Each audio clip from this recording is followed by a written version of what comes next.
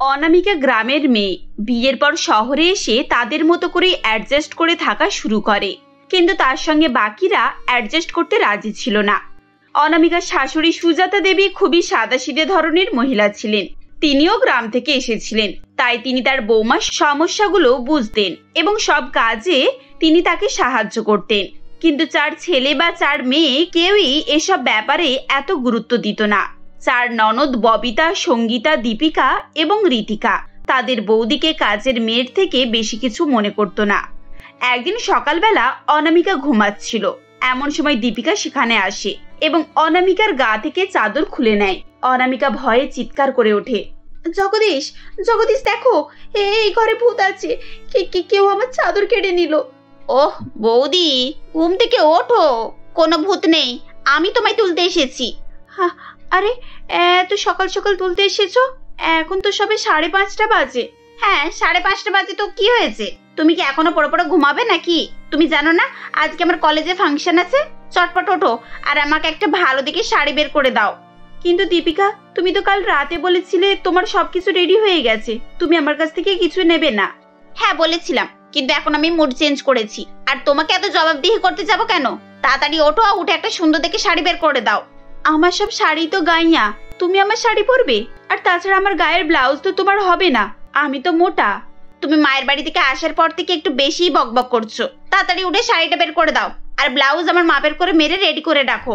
আর শোনো, এটা বলবে না যে তুমি সেলাই করতে জানো না। বাপের বাড়িতে তো সারা জীবন এইসব করেই কাটিয়েছো। আচ্ছা ঠিক আছে, তুমি যাও, আমি একটু পরেই তোমার ব্লাউজ আর শাড়ি নিয়ে যাচ্ছি। একটু পরে আসছি মানে কি? তাড়াতাড়ি করো। আর শোনো, আমার টিফিনটা তৈরি করবে, আজ ক্যান্টিন বন্ধ থাকবে, ফেরার সময়ও খাবো, তাই একটা টিফিন আলাদা করবে। আর তাড়াতাড়ি নাও তো, আমি ঠিক 8টায় বেরোবো। এই বলে দীপিকা সেখান থেকে চলে যায়। অনামিকা ঘুম থেকে উঠে জগদীশকে বলে, শোনো না, তুমি একটু উঠে আমাকে সাহায্য করো না, আমি কি একা একা এত কিছু করতে পারি? এই সকাল সকাল আমাকে বিরক্ত করো না তো। তোমাদের ননদ বৌদির ব্যাপার তোমরা নিজেরা মিটিয়ে নাও, আর আমাকে একটু শান্তি করে ঘুমাতে দাও। আর শোনো, আমার অফিস যাওয়ার আগে যেন সবকিছু রেডি হয়ে থাকে। এই বলে জগদীশ আবার ঘুমিয়ে পড়ে। অনামিকা বিছানা ছেড়ে ওঠে এবং সোজা রান্নাঘরে যায়। সে চটপট করে তার ননদদের জন্য 2 রকমের টিফিন তৈরি করে, তারপর ব্লাউজ বার করে সেলাই করে রাখে। আবার রান্নাঘরে গিয়ে জগদীশের জন্য এবং বাকিদের জন্য খাবার দেওয়া শুরু করে। এত সবকিছু করে 10টার সময় সে সোফায় গিয়ে বসে। গরমে তার সারা শরীর থেকে ঘাম বের হচ্ছিল। এমন সময় তার আর এক ননদ সঙ্গীতা সেখানে আসে এবং তাকে দেখে বলে, কি ব্যাপার বৌদি, তোমায় তো যখনই দেখি তখনই তুমি রেস্ট নাও, এখন মাত্র 10টা বাজে, এর মধ্যেই তুমি হাঁপিয়ে গেলে। আমাকে দেখো, আমি প্রত্যেকদিন 4 ঘন্টা জিমে এক্সারসাইজ করি, সবাইকে ট্রেনিং দিই, আমি কত ফিট বলো তো? আর তোমাকে দেখে এমন মনে হচ্ছে যেন দিনকে দিন ফুলে বালিশ হয়ে যাচ্ছ। হ্যাঁ তুমি বাড়িতে বসে আছো, তাই তোমার ফ্রি টাইম আছে, আর সেজন্যই তো তুমি এত কিছু করতে পারছো। বিয়ের পর কি এত কিছু সামলানো মুখের কথা নাকি? এই বিবাহিত মেয়েদের না এটাই সমস্যা, সারাদিন বসে বসে আরাম করে, খায় দায় আর মোটা হয়, আবার বলে আমার স্বামী আমাকে আর ভালোবাসে না, অন্য মেয়েদেরকে পছন্দ করে। আরে বাবা, তুমি যদি নিজেই নিজেকে মেনটেন না করো, এভাবে হাতির মতো ফুলে যাও, তাহলে তোমার স্বামী তোমাকে দেখবে নাকি অন্য সুন্দরী মেয়েদেরকে দেখবে? তুমি কেন জিমে যাও আমি বুঝি না ভেবেছো? এসব শরীর মেনটেন করা একটা বাহানা। ওখানে সুরেশ বলে ট্রেনার ছেলেটাকে তুমি পছন্দ করো, সেজন্যই তো শুধুমাত্র বাড়িতে কাজের ভয়ে বিয়ের কথাটা এগোচ্ছে না। কি ব্যাপার, তুমি মনে মনে কি ভাবছো শুনি? আরে কি আবার ভাববো, আমি কিছুই ভাবিনি। হ্যাঁ, তোমার আর ভেবে কাজও নেই, তাড়াতাড়ি ওঠো, আমার জন্য 5-6 রকমের ফল কেটে দাও, ড্রাই ফ্রুটটাও রেডি করে রাখো। আর শোনো, গাজর, বিট আর টক দই দিয়ে একটা মিক্স স্যালাড বানিয়ে দাও, আমি 10 মিনিটে আসছি। আচ্ছা তুমি এতদিন এত ওয়ার্কআউট করো, নিজের কাজগুলো তো নিজে করে নিতে পারো, তাতে করে তোমার এক্সারসাইজ হয়ে যাবে আর কাজগুলোও হয়ে যাবে। আমার পক্ষে কি এত সবার ফরমাস শোনা সহজ? এই জন্যই তোমাকে মূর্খ বলি। বাড়িতে ফরমাস শোনা আর জিমের ওয়ার্কআউট কি একই ব্যাপার? বাড়িতে ফরমাস শুনে যদি কেউ রোগা হয়ে যেত, তাহলে তুমি পটলের মতো ফুলে যেতে না।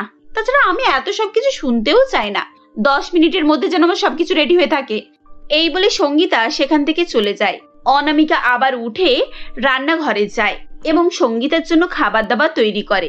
কিছুক্ষণ পর তার শাশুড়ি সুজাতা দেবী সেখানে আসেন এবং বলেন, বৌমা, ববিতা কি এখনো ঘুমাচ্ছে? তুমি গিয়ে ওকে একটু তুলে দাও তো, এত বেলা হয়ে গেল, মেয়েটার কতক্ষণ ঘুমাবে? মা, আমি তুলতে গেলে ও আবার রাগ করবে। রাগ করলেই হলো, একটা মেয়ে এত বেলা অবধি ঘুমিয়ে পড়ে থাকবে, আবার তার উপরে রাগ করবে? তুমি যাও, গিয়ে ডেকে তোলো তো ওকে। শাশুড়ির কথা শুনে অনামিকা তার বড় ননদ ববিতাকে তুলতে চায়। দরজার কাছে গিয়ে সে লক্ষ্য করে দেখে ববিতা নাক ডেকে আরাম করে ঘুমাচ্ছে। তখন সে মনে মনে বলে, এ তো এখন কুম্ভকর্ণের মতো ঘুমাচ্ছে, থাক তুলে লাভ নেই, সেই তুলতে গেলে কম করে 1 ঘন্টা সময় লাগাবে। ববিতা, ববিতা ওঠো, ওঠো ববিতা। এভাবে অনামিকা প্রায় 40 মিনিট ধরে ববিতাকে ডাকে। শেষে বিরক্ত হয়ে ববিতা বলে, কি হলোটা কি? এত সকাল সকাল আমাকে বিরক্ত করতে এসেছো কেন? তোমার কি আমাকে বিরক্ত করা ছাড়া আর কোনো কাজ নেই? এভাবে আর কতক্ষণ ঘুমাবে? ঘড়িতে দেখেছো কটা বাজে? এখন দুপুর হয়ে গেছে। এখন তো মানুষ স্নান করে দুপুরের খাবার খায়, তুমি আবার ঘুম থেকে ওঠোইনি। এই, তুমি কি এ বাড়িতে নতুন এসেছো নাকি আমাকে নতুন দেখছো? তুমি জানো না আমি প্রত্যেকদিন দুপুরবেলায় ঘুম থেকে উঠি? শুধু শুধু বিরক্ত করে আমার ঘুমটাই নষ্ট করে দিল। এখন যাও আর গিয়ে আমার জন্য আলুর পরোটা আর দুধ চা নিয়ে এসো। কিন্তু ববিতা, ডাক্তার তো তোমাকে এসব খেতে বারণ করেছে। এসব খেলে তোমার ওজন আরো বেড়ে যাবে। আমি তো সবার জন্যই রুটি আর আলুর তরকারি করেছি, তুমি আজ সেটা খেয়ে নাও। আমি কি খাবো আর না খাবো তাতে তোমার কি যায় আসে? তোমাকে আমি অত জ্ঞান দিতে বলেছি কি? তুমি না তো ডাক্তার আর না তোমার গার্জেন। চুপ করে যাও আর গিয়ে পরোটা নিয়ে আসো। অনামিকা বাধ্য হয়ে আবার রান্নাঘরে যায়। এরপর সে ববিতার জন্য আবার আলুর পরোটা চা করে নিয়ে আসে। অনামিকা সারাদিন এভাবেই কাটাতো। এভাবেই সে 4 বছর কাটিয়ে গেছে। কিন্তু এই কিছুদিন সবকিছুই তার সহ্য সীমার বাইরে চলে যাচ্ছিল। তার 4 ননদের বিয়ের বয়স হয়ে গিয়েছিল, কিন্তু কেউই বিয়ে করতে রাজি ছিল না, কারণ শ্বশুর বাড়িতে গিয়ে পরিশ্রম করার মতো মানসিকতা কারোরই ছিল না। তারপর বাবার বাড়িতে দাদার পয়সায় আরাম করে পায়ের উপরে পা তুলে অর্ডার করে সবকিছু পেয়ে যাচ্ছিল, এবং তারা কেউই এই বাড়ি ছেড়ে যেতে রাজি ছিল না। একদিন অনামিকা জগদীশকে বলে, জগদীশ, তোমার 4 বোনের বিয়ের বয়স হয়ে গেছে। মা ওদেরকে কত করে বুঝিয়েছেন, ওরা কেউই বিয়ে করতে রাজি হচ্ছে না। তুমি ওদেরকে একবার বোঝাও না। আমি কি করব বলো? আমি তো আর জোর করে বিয়ে দিতে পারবো না। ওদের যখন ইচ্ছা হবে ওরা বিয়ে করবে, আমি কারোর উপর জোর দিয়ে কাজ করাতে পারবো না। আমি তো সেটা বুঝতে পারছি, কিন্তু এভাবে বিয়ের বয়সটা চলে গেলে পরে তো আরো সমস্যা হবে। ওদের সারা জীবন রয়েছে, ভবিষ্যৎ রয়েছে, এগুলো তো গার্জেন হিসাবে তোমাকেই ভাবতে হবে। অনামিকা, আমি জানি ওদের সকলের বিয়ে করা উচিত, কিন্তু আমি যদি ওদের কিছু বলতে যাই ওরা ভাববে আমি ওদের টাকার পিছনে পড়েছি, আর সেজন্যই আমি ওদের জোর করে বিয়ে দেওয়ার চেষ্টা করছি। এ ব্যাপারে আমি কিছু করতে পারবো না। কয়েকদিন পর অনামিকার ছোট ননদ রীতিকা নেশা করে বাড়ি ফেরে। তাকে দেখে সুজাতা দেবী বলেন, এ কি, তুই নেশা করে বাড়ি ফিরেছিস? আমার তো তোকে দেখে ঘৃণা করছে, তুই আমার সন্তান। আরে মা, এসব সিনেমার ডায়লগগুলো এখানে দিও না তো, আমার এসব কিছু ভালো লাগে না, সামনে থেকে সরে যাও। এমন সময় অনামিকা সেখানে আসে আর সুজাতা দেবীকে বলে, মা আপনি এপাশে এসে দাঁড়ান, ও নিজের জ্ঞানে নেই, আমি ওকে ভেতরে নিয়ে যাচ্ছি। এই বলে অনামিকা রীতিকাকে ধরে ভেতরের ঘরে নিয়ে আসার চেষ্টা করে। তখনই রীতিকা তাকে ধাক্কা দিয়ে ফেলে দেয় এবং বলে, এই সরে যা, নোংরা গা নিয়ে আমার সাথে কথা বলতে এসেছে, তোর গা থেকে গন্ধ বেরোচ্ছে, গাইয়া ভূত কোথাকারের। এই বলে রীতিকা একটি বোতলের জল অনামিকার গায়ে ঢেলে দেয়। অনামিকা এতক্ষণ সব সহ্য করছিল, কিন্তু এই অপমান সে আর সহ্য করতে পারে না। সে সঙ্গে সঙ্গে উঠে বলে, ব্যাস অনেক হয়েছে, তোমরা 4 বোন আমাকে জ্বালিয়ে পুড়িয়ে শেষ করে ফেলেছো। তোমরা কি ভেবেছো আমি জানি না তোমরা আমার সঙ্গে এরকম কেন করছো? এসব কিছু এজন্যই করছো যাতে আমি এই বাড়ি ছেড়ে চলে যাই, তাই তো? ঠিক আছে, আমি আজকেই এখান থেকে চলে যাব, তারপর তোমাদের যা খুশি তোমরা তাই করো। সেদিন অনামিকা তার 4 ননদের অত্যাচার আর সহ্য করতে পারে না এবং ব্যাগপত্র গুছিয়ে নিজের বাপের বাড়িতে চলে যায়। কারণ সুজাতা দেবী একটি ঘটনায় খুব কষ্ট পান এবং 4 মেয়েকে ডেকে বলেন, তোমরা কি ধরনের মানুষ বলো তো? একটা মেয়ের সংসার ভেঙে তোমরা শান্তি পেয়েছো? একে তো নিজেরা বিয়ে করবি না, তার উপরে নিজেদের দাদাদের এত ভালো সংসারটাকে নষ্ট করে দিলি। আরে মা, তুমি কেন শুধু শুধু এত সেন্টিমেন্টাল হয়ে যাচ্ছ বলো তো? এই মেয়ে দাদার বউ হওয়ার যোগ্যই ছিল না, তুমি দেখে শুনে তোমার মতোই একটা বউ করে এনেছিলে, একেবারে ওয়ার্থলেস। হ্যাঁ, ও যোগ্য ছিল না বলেই না এতদিন ধরে তোদেরকে সহ্য করেছে। সারা সংসারের সমস্ত কাজ ও একাই করত। এরকম বাড়ির বউ প্রদীপ নিয়ে খুঁজলেও না পাওয়া যাবে না। আর তোরা কেমন সেটা ভেবে দেখ আগে। সংসারে কাজ করতে হবে বলে বিয়েও করতে চাইছিস না, তোদের আবার বড় বড় কথা। তবে তোরা ভালো করে শুনে রাখ, আজ থেকে আমি বাড়ির কোনো কাজই করব না। নিজেদের খাওয়া পরা কাপড় কাচা প্রয়োজনীয় সমস্ত কাজ নিজেরাই করবি। সুজাতা দেবী এভাবে বললেও তার কোনো মেয়েই কোনো কাজেই তাকে সাহায্য করবে না। বাধ্য হয়ে তিনি নিজেই বাড়ির সমস্ত কাজকর্ম করা শুরু করেন। কয়েকদিন পর জগদীশ মায়া নামে একটি মেয়েকে বিয়ে করে বাড়ি ফেরে। তাকে দেখে সুজাতা দেবী বলেন, এ কাকে বিয়ে করে এনেছিস? আমার বৌমার সঙ্গে তোর এখনো ডিভোর্স হয়নি, এরই মধ্যে অন্য মেয়েকে বিয়ে করে নিলি? ওহো, হু ইজ দিস? বাড়িতে না আসতে এত প্রশ্ন করছে। I don't like this stupid attitude. একটু সরে দাঁড়ান, আমি বসবো। সারাদিন অনেক টায়ার্ড হয়ে গেছি। এরপর মায়া ববিতার দিকে তাকিয়ে বলে, হে ইউ মুটকি, যা আমার জন্য ফ্রেশ লেমন জুস নিয়ে আয়। এই তুমি কাকে এভাবে মুটকি বললে? তবে সাহস তো কম নয়। আরে বাবা, আমার কত সাহস আছে সেটা আমাকে তো অন্তত দেখতে দাও। মায়ের কথা শুনে সবাই চমকে ওঠে। অফিসে বসের সঙ্গে তার দাদার বিয়ে হয়েছে, এই খবরে তারা আনন্দিত না হয়ে দুঃখ করবে কিছুই বুঝতে পারছিল না। মায়া সবাইকে অপমান করা শুরু করে। সে সুজাতা দেবীকে বলে, এই বাড়িতে রান্নাবান্না কে করে? মা, রান্নাবান্না সব কাজ তো আমিই করি। তুমি কি খাবে বলো, আমি করে দিচ্ছি। না না, আমি তোমার হাতে খাবো না। তুমি বাড়ির সমস্ত কাজকর্ম করো, আর এই চারটে ধরে ঘুরে ঘুরে বেড়াও। এদের দিয়ে তো কাজ করাতে পারো নাকি? এই যে মিস জিম ট্রেনার, আর জিমিকে ট্রেনিং করতে হবে না। যাও, আজ থেকে রান্নাঘর সামলাও, আর আমার জন্য ভালো ভালো কয়েকটি খাবার তৈরি করে আনো। কি আমি খাবার তৈরি করব? কিন্তু আমি তো... চুপচাপ কি খাবার তৈরি করো, নাহলে আজ আমি তোমাকে তোমার ফল খাওয়া, ড্রাই ফ্রুট খাওয়া, জুস খাওয়া আর জিমে যাওয়া সব বন্ধ করে দেব। আর হ্যাঁ, এমনিতেও এগুলো বন্ধ করেই দেব। সাধারণত ভাত রুটি জুটবে কিনা সেটার উপরেও সন্দেহ আছে। এরপর সঙ্গীতা আর কিছু না বলেই চুপচাপ রান্নাঘরে চলে যায়। এভাবেই মায়া এক এক করে ননদদেরকে কাজে পাঠিয়ে দেয়। কথাই বলে না, টাকা মানুষকে দিয়ে সবকিছু করাতে পারে। চার বোন এটা বুঝে নিয়েছিল যে তার দাদার সম্পূর্ণ কন্ট্রোল এখন মায়ার হাতে। মায়ার অর্ডার ছাড়া তার দাদা কিছুই করবে না। এভাবে 1 মাস কেটে যায়।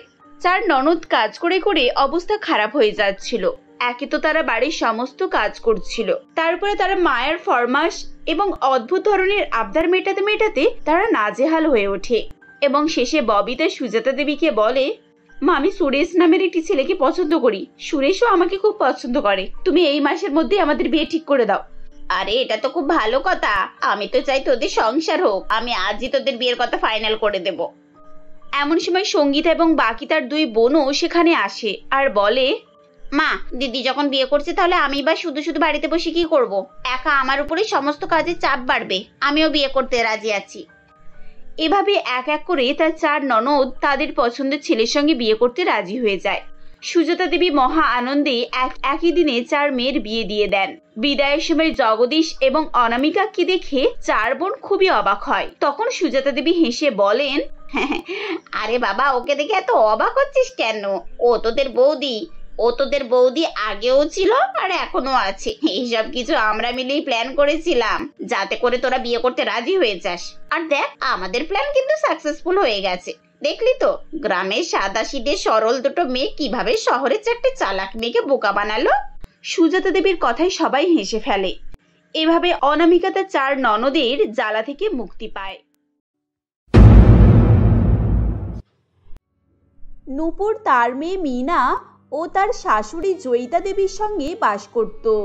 নূপুরের স্বামী কয়েক বছর আগে এক রোগে আক্রান্ত হয়েছিল, কিন্তু তাদের পরিবার এতটাই দারিদ্র ছিল যে নূপুর তার স্বামীর ভালো করে চিকিৎসাও করাতে পারে না।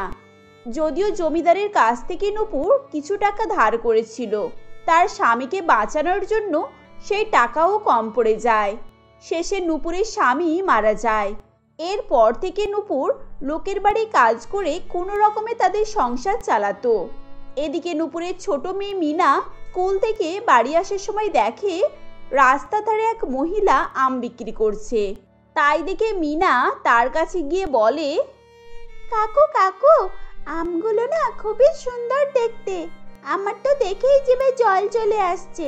আমাকে একটা দাও না, আমি খাবো। শুধু আম দেখলে হবে? খেতে গেলে টাকা লাগবে। আম যে খাবি, টাকা এনেছিস? এখন আমের দাম 60 টাকা কেজি, তার উপরে আমের দাম লাফিয়ে লাফিয়ে বাড়ছে। না কাকু, আমার কাছে তো কোনো টাকা নেই।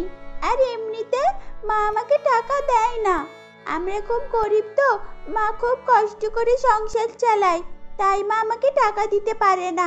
তুমি একটা খারাপ দেখে আমাকে এমনি দাও না। চল যা এখান থেকে। সকাল সকাল কার মুখ দেখে উঠেছি কে জানে, বিনা পয়সায় আম খেতে চলে এসেছে। মামার বাড়ি আবদার পেয়েছে, ফ্রিতে আম খাবে। খারাপ আমেরও দাম আছে, সেটা কি তুই জানিস? যা এখান থেকে। এই শুনে মিনা দুঃখী মনে তার বাড়ি চলে আসে।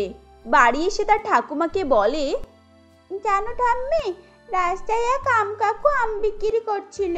তার কাছ থেকে আমি আম চাইতে আমায় উল্টো পাল্টা করে বলে তাড়িয়ে দিল। ঠাম্মি, আমাকে 2 পয়সা দাও না, আমি আম কিনে খাবো। মা তো কোনোদিনও আমার জন্য আম কিনে আনে না। রাস্তাটার একটা আমওয়ালাকে দেখতে পেয়েছি, তার কাছ থেকে আমি আম কিনবো। দাও না 2 টাকা। মামি না, আমার কাছে তো এখন টাকা নেই। যে কটা টাকা ছিল সব চাল ডাল কিনতেই শেষ হয়ে গেছে। আজকে তোমার মা আসলে আমি আম কিনে আনতে বলবো, কেমন? আমি জানি না, আমি আম খাবো। এই বলে মিনা কাঁদতে থাকে। এমন সময় তার মা নূপুর দেবী সেখানে চলে আসে। ও সে এসে দেখে মিনা কাঁদছে।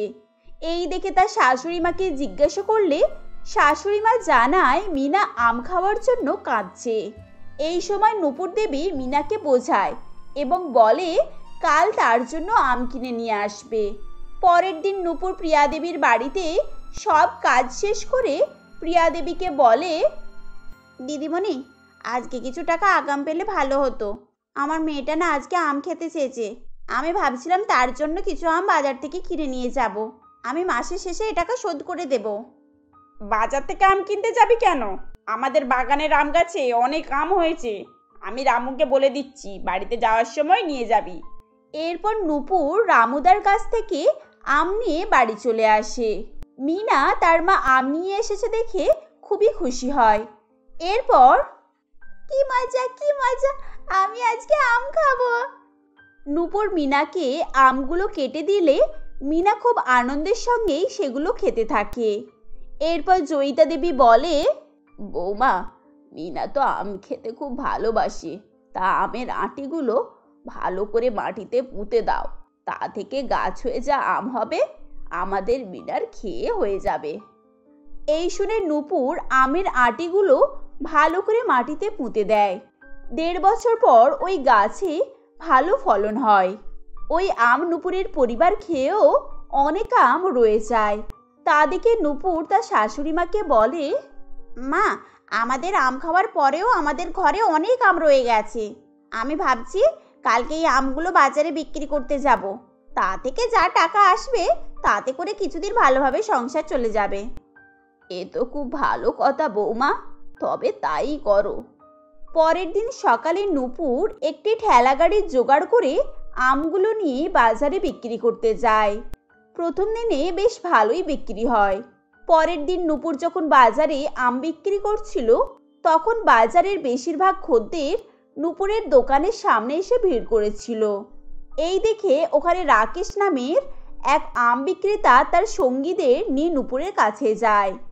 এই মেয়ে, তুই বাজার কমিটিকে ভাড়া না দিয়ে এখানে বিক্রি করতে বসেছিস, তার উপরে বাজারে আমের দাম তুলনার চেয়ে কম দামে আম বিক্রি করছিস। তোর সাহস তো কম নয়। একে নিয়ম ভেঙে দোকান লাগিয়েছিস, তার উপরে বাজারের দোকানদারদের লস খাওয়াচ্ছিস। তুই বাজার কমিটির নিয়ম ভাঙার জন্য এখান থেকে বেরিয়ে যা, তোকে না যেন এখানে দেখি।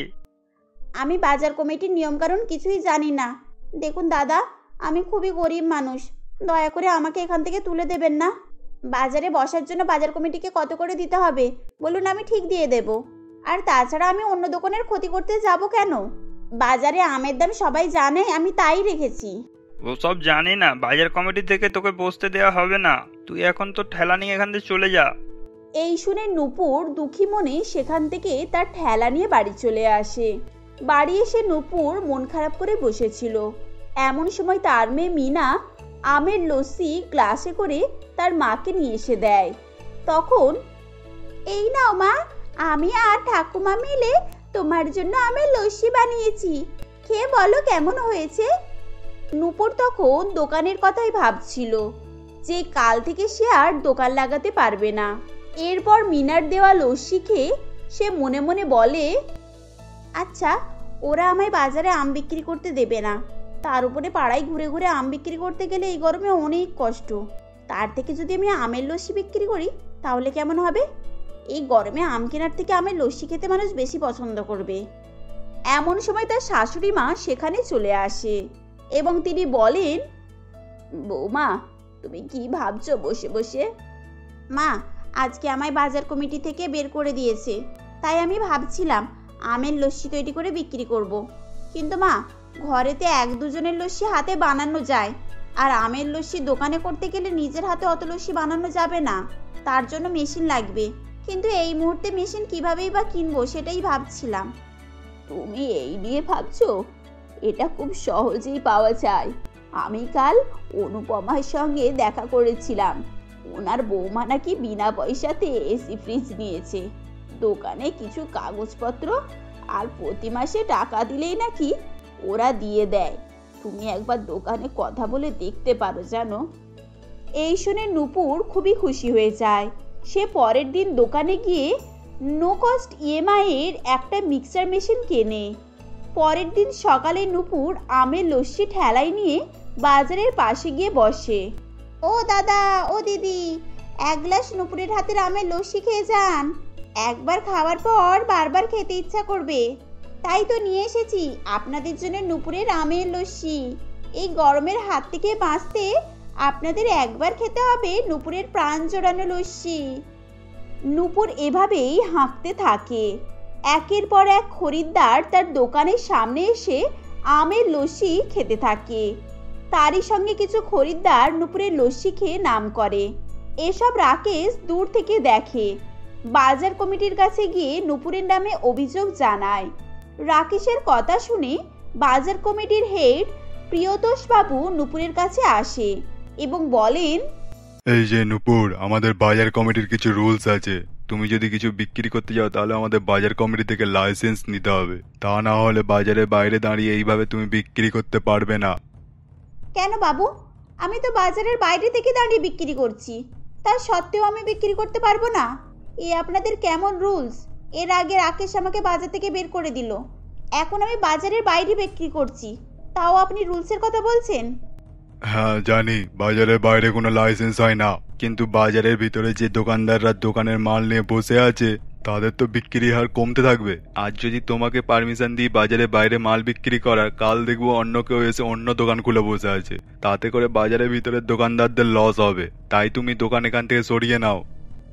এই শুনে নূপুর দুঃখী মনে তার ঠেলা নিয়ে রাস্তা দিয়ে যাচ্ছিল। এমনই সময় এক গাড়ি তার সামনে এসে দাঁড়ায়। গাড়ির ভেতর থেকে রাজশ্রী নামের এক মেয়ে বের হয়ে নূপুরকে বলে, এই যে আমার জন্য এক গ্লাস লস্যি দেবেন তো। বাবা, যা গরম পড়েছে, যেন ভাজাভাজি হয়ে যাচ্ছি। আপনার কাছে বরফ আছে তো? থাকলে একটু বেশি করে দেবেন, তাও যদি শরীরটা একটু ঠান্ডা হয়। হ্যাঁ ম্যাডাম, দাঁড়ান, আমি এক্ষুনি আপনার জন্য একদম স্পেশাল ঠান্ডা আমের লস্যি বানিয়ে দিচ্ছি। এই গরমে খাওয়ার পর দেখবেন ভিতরটা পুরো ঠান্ডা হয়ে গেছে। এই বলে নূপুর রাজশ্রীর জন্য এক গ্লাস ঠান্ডা লস্যি বানিয়ে দেয়। রাজশ্রীর আমের লস্যি খুবই ভালো লাগে। এরপর সে বলে, ওয়াও, আপনি তো খুবই সুন্দর লস্যি বানাতে পারেন। আপনি আমাকে প্রতিদিন কি 100 প্যাকেট লস্যি বানিয়ে দিতে পারবেন? এই নিন, এটা আমার কার্ড। আমি লাইট ফুড কোম্পানির ওনার। আপনার এই জুস আমার খুবই ভালো লেগেছে। প্রথমে আমি 100 প্যাকেটের অর্ডার দিচ্ছি, পরে অর্ডার আরও বাড়াবো। এই নিন অ্যাডভান্স 2 লাখ টাকা। এই বলে রাজশ্রী সেখান থেকে চলে যায়। নূপুর এই খুশির খবরটা তাড়াতাড়ি বাড়ি এসে তার শাশুড়ি মাকে জানায়। তখন তার শাশুড়ি মা শুনে বলে, ভগবান এতদিন পর আমাদের দিকে মুখ তুলে তাকিয়েছেন, আর আমাদের কোনোই দুঃখ কষ্ট থাকবে না। এবার থেকে আমাদের মিনাকে আর দুবেলা না খেয়ে থাকতে হবে না। মানুষের কষ্টের দুঃখের দিন শেষ হলে সুখের দিন ঠিক আসে। পরের দিন নূপুর ও তার শাশুড়ি জয়িতা দেবী মিলে সারাদিন আমের লস্যি তৈরি করে। সন্ধ্যার সময় রাজশ্রী গাড়ি পাঠিয়ে দেয়। এভাবেই আস্তে আস্তে নূপুর মিক্সার মেশিন বাড়ায় ও গ্রামের গরিব মানুষদের কাজে নেয়। কিছুদিনের মধ্যে নূপুর জমিদারের সব দেনা মিটিয়ে দেয় এবং একটা সুন্দর বাড়ি তৈরি করে ও সঙ্গে আমের লস্যির ফ্যাক্টরি তৈরি করে ফেলে। এভাবেই তাদের দুঃখের দিন শেষ হয়ে সুখের দিন আসে। এরপর থেকে তারা সুখে শান্তিতে বাস করতে থাকে।